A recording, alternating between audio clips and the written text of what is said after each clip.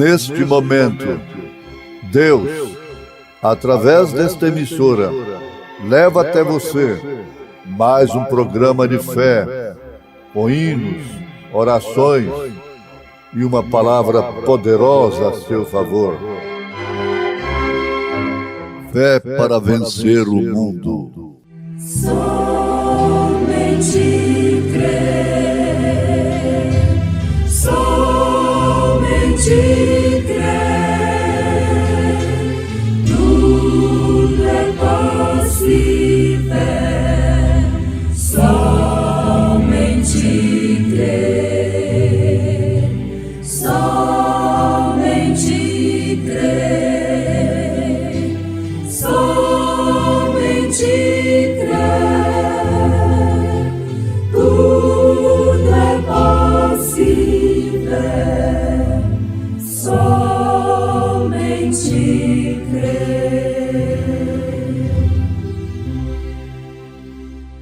Porque sabemos que se a nossa casa terrestre deste tabernáculo se desfizer, temos de Deus um edifício, uma casa não feita por mãos, eterna nos céus. E por isso também gememos, desejando ser revestidos da nossa habitação que é do céu. Se todavia, estando vestidos, não formos achados nus, porque também nós, os que estamos neste tabernáculo, gememos carregados, não porque queremos ser despidos, mas revestidos, para que o mortal seja absorvido pela vida. Ora, quem para isto mesmo nos preparou foi Deus, o qual nos deu também o penhor do Espírito, pelo que estamos sempre de bom ânimo, sabendo que enquanto estamos no corpo, vivemos ausente do Senhor, porque andamos por fé e não por vista.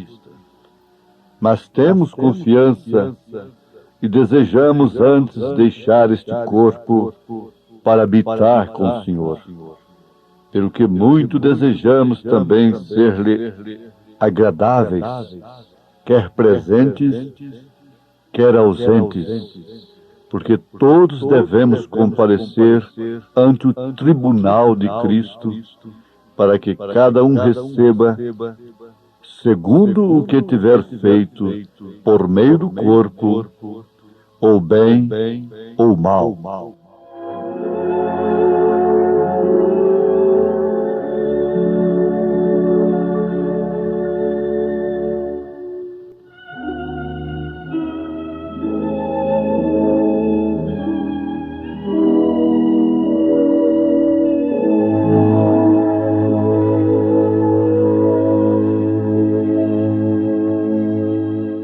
Acabamos de informar aos nossos ouvintes, através da Constituição Divina, através da Palavra de Deus, que nunca passará. Passará o céu, a terra, mas a palavra não passará. Seja todo homem mentiroso e Deus o único verdadeiro. E aqui está na segunda carta aos Coríntios, capítulo 5, do verso 1 ao 10º versículo. Isso que acabamos de revelar, de mostrar, de ler para os nossos ouvintes. Agora, se eu estivesse distribuindo pílulas nesse instante, oferecendo através do rádio, pílulas que fizessem as pessoas ter uma longevidade de 1000 anos. Se você tomasse daquela pílula, você viveria com toda a juventude e robustez 1000 anos. Então nós iríamos precisar de quê? Do exército. O exército brasileiro teria sem dúvida de controlar o povo. Isto é verdade ou não? Pense bem, uma pílula que faria você viver 1000 anos com toda a saúde, com toda a robustez, não sujeito a acidente, a câncer, a AIDS, a diabetes, qualquer outro mal no corpo. Nunca morrer durante 1000 anos. Então, é claro, o Exército Brasileiro, as Forças Armadas, a Polícia Militar, a Polícia Civil, a Polícia Federal, teria que controlar o povo. Porque o povo avançaria nisto como entre a vida e a morte. Agora, o que nós estamos oferecendo, isto quer dizer, todos os pregadores na terra do Evangelho estão supostos a oferecerem isto para o povo. Só tem uma coisa, que é sem preço, sem dinheiro. E não precisa do exército controlar. Por quê? Porque o desinteresse é muito grande. Por que que o desinteresse é grande? É porque não é visto pelos olhos da carne. Como São Paulo acaba de dizer. Ora, quem para isto mesmo nos preparou foi Deus, o qual nos deu também o penhor do Espírito, pelo que estamos sempre de bom ânimo, sabendo que enquanto estamos no corpo, vivemos ausentes do Senhor, porque andamos por fé e não por vista. Aqui no capítulo anterior, que é o capítulo 4, sua segunda carta aos Coríntios, verso 16, o Espírito Santo, através do apóstolo, diz: por isso não desfalecemos, mas ainda que o nosso homem exterior se corrompa, o interior, contudo, se renova de dia em dia, porque a nossa leve e momentânea tribulação produz para nós um peso eterno de glória muito excelente, não atentando nós nas coisas que se veem, mas nas que se não veem, porque as que se veem são temporais, e as que se não veem são eternas.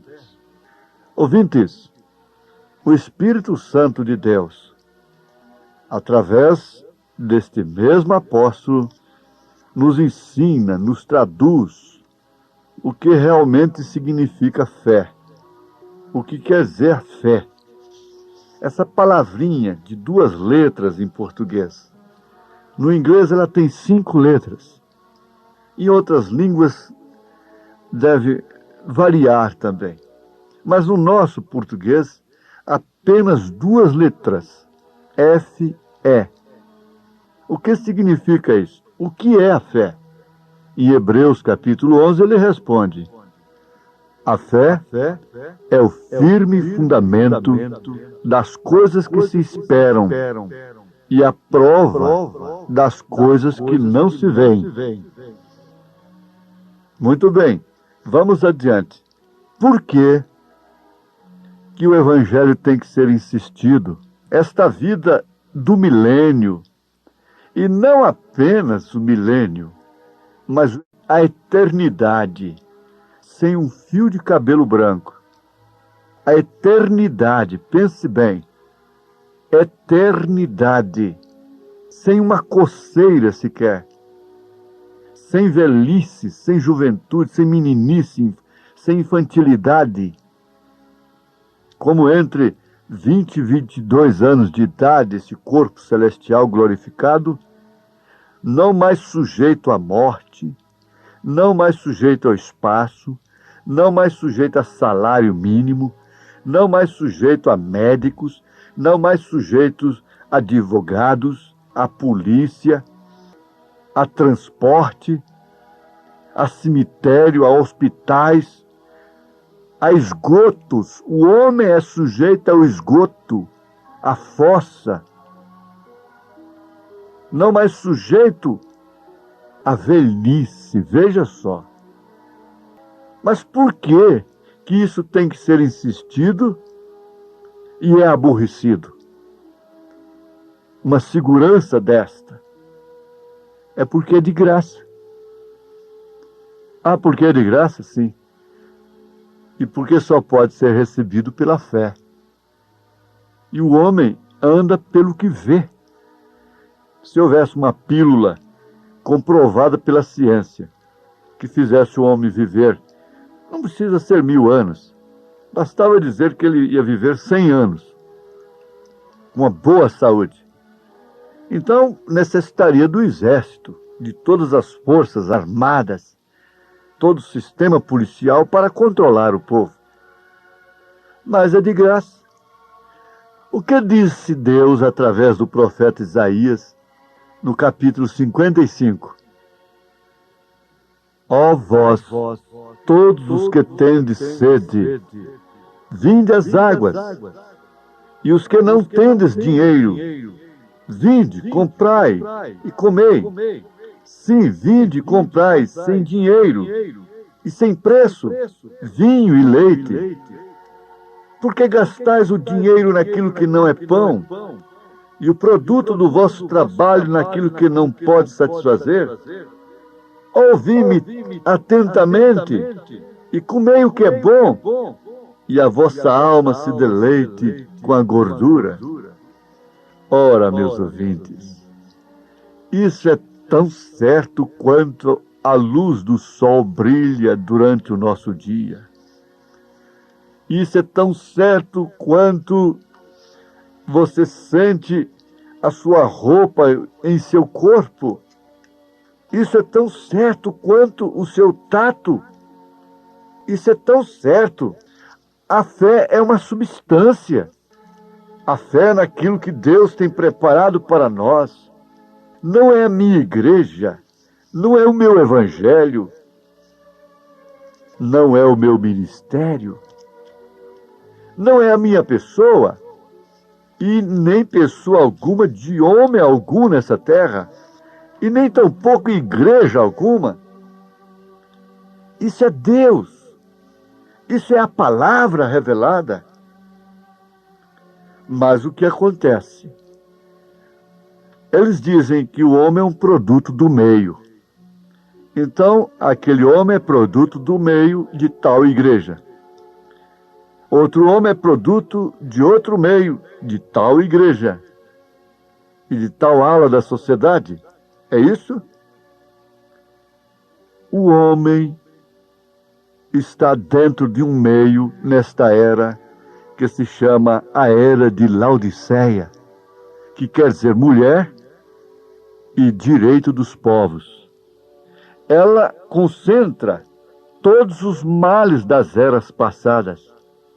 A Tiatira, que quer dizer domínio feminino, e todos os males das eras passadas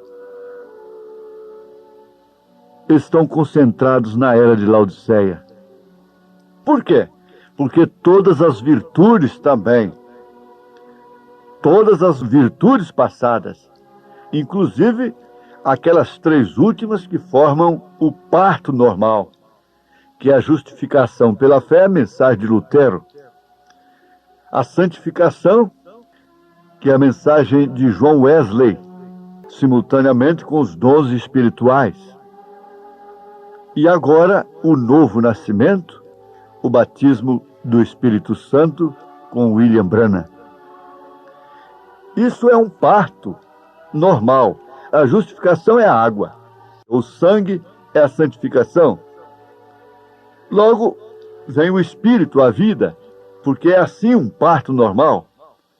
O parto normal é precedido de água, sangue e a vida. O Espírito, a criança, manifesta. O Espírito manifestado através do Filho que acaba de nascer. Então, é um parto normal, essas 3 últimas eras. Ela concentra todos os males das eras passadas. E aqui está, na mensagem, na palavra de Jesus Cristo, Ele que está fora da era já, A era não terminou, mas Jesus está fora desta era de Laodiceia. Ela vai terminar com o início da grande tribulação e com o rapto. São acontecimentos simultâneos. O arrebatamento, então dá-se ao início dos 3 anos e meio da grande tribulação. E Deus não tratará mais com gentios. Ele tem virado as suas costas para os gentios, então, e vai tratar com os judeus, porque ele não trata com os 2 povos ao mesmo tempo, com judeus e gentios ao mesmo tempo. Ele virou as costas para os judeus e tratou com os gentios. E como José lá no Egito casou-se com uma gentílica, depois de ter sido preso, humilhado, desprezado pelos seus irmãos, jogado na cova, então ele subiu, como José subiu. E ele se casou com uma gentílica, foi o que Jesus Cristo fez, depois de ser rejeitado pelos seus. Ele tirou uma esposa gentílica. Então ela vai aos céus. Ele está nos céus. Agora com sua esposa, com sua noiva gentílica, estou falando do rapto. Mas antes, porém, ele já está fora da era. Aqui está escrito em Apocalipse, capítulo 3, verso 14, o retrato falado da nossa era, da era de Laodiceia, que quer dizer mulher, que quer dizer direito dos povos, reunindo em si todos os males de todas as eras, e que por fim será sacudida com um grande terremoto profetizado. E ao anjo da igreja que está em Laodiceia escreve: isto diz o Amém. Amém é assim seja, é o final. A testemunha fiel e verdadeira, o princípio da criação de Deus. Eu sei as tuas obras, que nem és frio nem quente. Oxalá foras frio ou quente. É o estado da igreja de Laodiceia. Assim, porque és morno e não és frio nem quente, vomitar-te-ei da minha boca. Sempre a boca de Deus na terra foi um profeta. Não tenha dúvida. Se crer, é verdade. Se admitir, é verdade. Se não admitir, se não crer, é verdade. A Bíblia não falha. A boca de Deus na terra é seu profeta. E ele é chamado de o Filho do Homem. E como nos dias de Noé, e de Sodoma e de Gomorra, seria também na vinda do Filho do Homem. Então, continuemos. Como dizes, rico sou, e estou enriquecido, e de nada tenho falta, e não sabes que és um desgraçado, e miserável, e pobre, e cego, e nu. Agora vem o grande conselho. Agora vem a grande oportunidade que ele dá para a era em que estamos vivendo. Ele vai dizer que está do lado de fora batendo, mas ele dá um conselho. E bem-aventurado aquele que tem ouvido para ouvir esse conselho. Então se torna um problema individual. É seu. Não é de seu marido, não é de sua mulher, não é de sua mãe, não é de seu pai, não é de seu pastor, não é de seu padre, não é de ninguém. É seu. Naquele dia, você vai responder por si próprio. Aconselho-te que de mim compres ouro provado no fogo, para que te enriqueças, e vestidos brancos, para que te vistas, e não apareça a vergonha da tua nudez, e que unja os teus olhos com colírio, para que vejas. Eu repreendo e castigo a todos quanto amo. Sê, pois, zeloso e arrepende-te. Ora, meus ouvintes, abram suas Bíblias na carta aos Hebreus, capítulo 12. Veja, esta era não aceita a correção de Deus. Ela não pode aceitar uma mensagem profética, porque ela está castigando. Deus castiga não é quebrando as pernas, rachando a cabeça, como muitos pais fazem com suas pobres crianças, e como muitos pastores açoitam o povo, os legalistas. Não. Ele corrige e ele castiga através de sua palavra. É isto. Leia Hebreus capítulo 12. Aquele que não aceita a correção não é filho, é bastardo. É um bastardo. Não importa se nasceu no santo matrimônio, o santo, entre aspas, casado na lei e na igreja. Ele é um bastardo. A essas alturas é preferível ser um Jefté. É preferível ser um Jefté. É preferível ser uma Raabe. É preferível ser uma Maria Madalena. É preferível ser uma samaritana, um Zaqueu, um ladrão arrependido. Mas continuemos. Eis que estou à porta e bato. Se alguém ouvir a minha voz e abrir a porta, entrarei em sua casa, e com ele cearei, e ele comigo. Ao que vencer, lhe concederei que se assente comigo no meu trono, assim como eu venci e assentei com meu Pai no seu trono. Quem tem ouvidos, ouça o que o Espírito diz às igrejas. O Espírito está falando às igrejas. O Espírito não pode ter controvérsia. Se Jesus tem igrejas, então ele tem que falar a todas elas com a mesma doutrina, com a mesma fé, com o mesmo batismo. O Espírito Santo é um só. A voz de Deus é uma só. E por que ele ensina uma coisa aqui? Bom, é o Espírito Santo que está ensinando. Depois ensina outra ali, diferente. Será que não dá para meditar, pensar, fazer um exame introspectivo e perceber a que hora nós estamos vivendo? Mas o que acontece? Vejamos em 2 Coríntios capítulo 5. Nós estamos falando do testemunho de Deus, que é a sua palavra. Nós estamos falando que a árvore testifica através da queda de suas folhas e depois, então, quando ela refloresce, as folhas voltam. Nós estamos falando de uma ressurreição. Nós estamos falando de um arrebatamento. Nós estamos falando coisas que o Espírito diz. Essa palavra não pode ser de particular interpretação. Ela não pode ser interpretada. Deus é o seu próprio intérprete. A Bíblia interpreta a si mesma. Agora, precisamos da revelação. Que Deus te abençoe. Continue meditando. Nós continuaremos, se Ele permitir.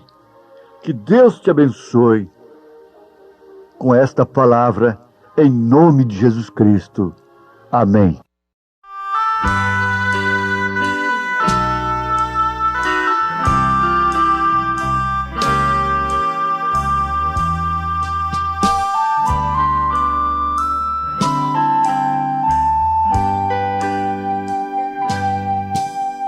Que doce voz tem, meu Senhor, voz de amor tão terna e graciosa, que enche o coração da consolação que só o crente goza. qual maior prazer de lhe ouvir dizer: vem meu filho, vem escutar o que eu fiz por ti, tudo que sofri na cruz pra te resgatar.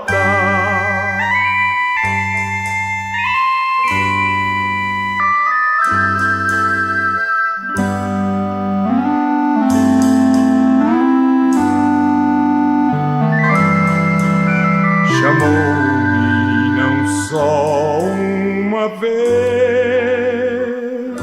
tantas vezes que eu triste, humilhado, pude a voz ouvir, pude então sair das garras do pecado. Qual maior prazer de lhe ouvir dizer: vem meu filho, vem escutar o que eu fiz por ti, tudo que sofri na cruz pra te resgatar. Jesus me não deixa sofrer, sua voz me ensina o caminho de vencer o mal com firmeza tal que nunca estou sozinho. Qual maior prazer de lhe ouvir dizer: vem meu filho, vem escutar o que eu fiz por ti, tudo que sofri na cruz pra te resgatar.